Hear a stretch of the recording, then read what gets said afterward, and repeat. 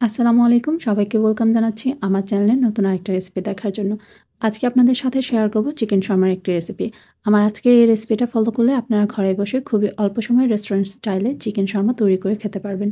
Chicken Sharma তৈরি করার জন্য প্রথমে আমি একটা মিক্সিং বোলে ২ কাপ পরিমাণে নিয়ে নিচ্ছি ময়দা। এখন দিয়ে দিচ্ছি পরিমাণ মতো লবণ, দিয়ে দিচ্ছি ১ চা চামচ চিনি। ২ কাপ ময়দার জন্য এখানে আমি দিয়েছি ১ চা চামচ ইস্ট। ২ কাপ ময়দার জন্য কিন্তু ১ চামচ ইস্টই যথেষ্ট। এর চেয়ে বেশি দিলে ইস্টের একটা বাজে স্মেল আসবে আর খেতেও কিন্তু ভালো লাগবে না। এখন এর মধ্যে দিয়ে দিচ্ছি ২ টেবিল চামচ রান্নার সয়াবিন তেল। সবগুলো উপকরণ দেওয়া হয়ে গেলে এখন হাতের সাহায্যে খুব ভালো করে মিশিয়ে নিতে হবে। শুকনো উপকরণগুলো খুব ভালো করে মিশিয়ে নেওয়া হয়ে গেলে এখন আমি এর মধ্যে হালকা কুসুম গরম পানি দিয়ে একটা সফট ডো তৈরি করে নেব। আমার ২ কাপ ময়দার জন্য এখানে আমি ১ কাপ পরিমাণ হালকা কুসুম গরম পানি ব্যবহার করেছি। আপনারা চাইলে পানির পরিবর্তে দুধ দিয়েও কিন্তু এই ডোটা তৈরি করতে পারেন।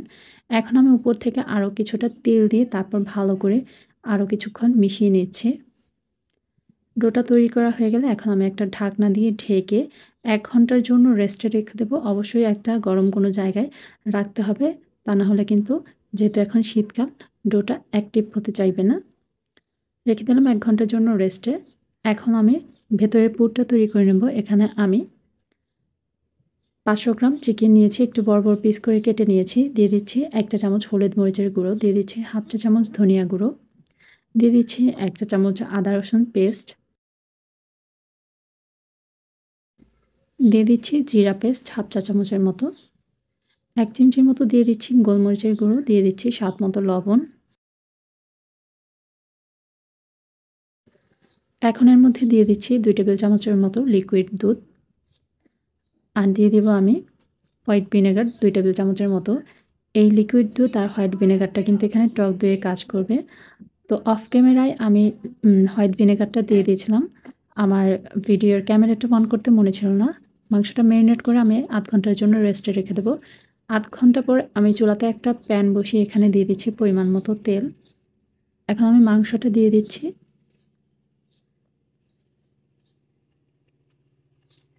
এখন আমি মাংসটাকে একটু নেড়েচেড়ে মিশিয়ে দিচ্ছি তেলের সাথে। এখন একটা ঢাকনা দিয়ে ঢেকে দিচ্ছি। ১৫ মিনিট পর ঢাকনাটা খুলে নিচ্ছি। দেখতে পাচ্ছেন মাংসতে কিন্তু অনেকটা পানি উঠে গিয়েছে। আমি এক্সট্রা আর কোনো পানি অ্যাড করব না। এই পানিটা দিয়ে কিন্তু মাংসটা পুরোপুরি সেদ্ধ হয়ে যাবে। এখন একটু নেড়েচেড়ে আবার ঢাকনা দিয়ে ঢেকে দিচ্ছি। ফিরে আসছি পানিটা একদম শুকিয়ে আসার পর। ঢাকনাটা খুলে নিচ্ছি। পানিটা কিন্তু একদম শুকিয়ে গিয়েছে। মাংসটা আমি এখন একটু তেলের সাথে ভাজা, ভাজা করে নেব। ভাজা, ভাজা করে নিয়ে মাংসটা আমি চুলা থেকে নামিয়ে ঠান্ডা হয়ে যাওয়ার পর এরকম হাত দিয়ে ছেড়ে, ছেড়ে ঝোড়া, ঝোড়া করে নিয়েছি। এখন মেয়োনিজের সাথে টমেটো সসটা অ্যাড করে আমি শর্মার জন্য সসটা তৈরি করে নেব।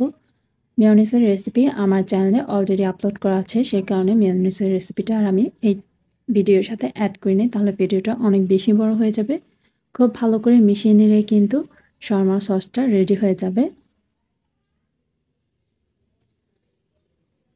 শর্মার সসটা রেডি করা হয়ে গেছে। এখন আমি চলে যাচ্ছি আমার ডোটা অ্যাক্টিভ হয়েছে কিনা সেটা দেখার জন্য। দেখতেই পাচ্ছেন ডোটা কিন্তু ফুলে ডাবল হয়ে গিয়েছে। এখন আমি হাতের সাহায্যে চেপে, চেপে এভাবে ডোয়ের ভেতরে যে বাতাসটা আছে সেটা বের করে দেব। এখন আমি ডোটাকে আবারও একটু ভালো করে মথে নেব। মথে নেওয়া হয়ে গেলে আমি এখান থেকে ৪ টা লেচি করে নেব, যেহেতু আমি ৪ টা রুটি তৈরি করব।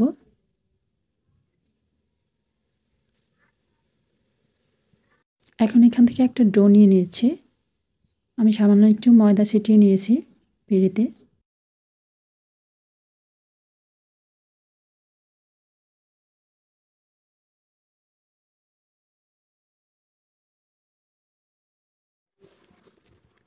এখন আমি রুটিটাকে বেলে নেব।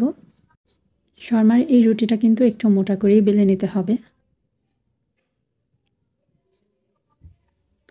আপনারা একটু খেয়াল করলে দেখতে পারবেন আমি ঠিক কতটা মোটা করে বেলে নিয়েছি রুটিটা। সবগুলো রুটি আমি ঠিক এইভাবেই বেলে নেব। চুলাতে একটা প্যান বসিয়ে দিয়েছি। এখন আমি রুটিটা সেঁকে নিচ্ছি।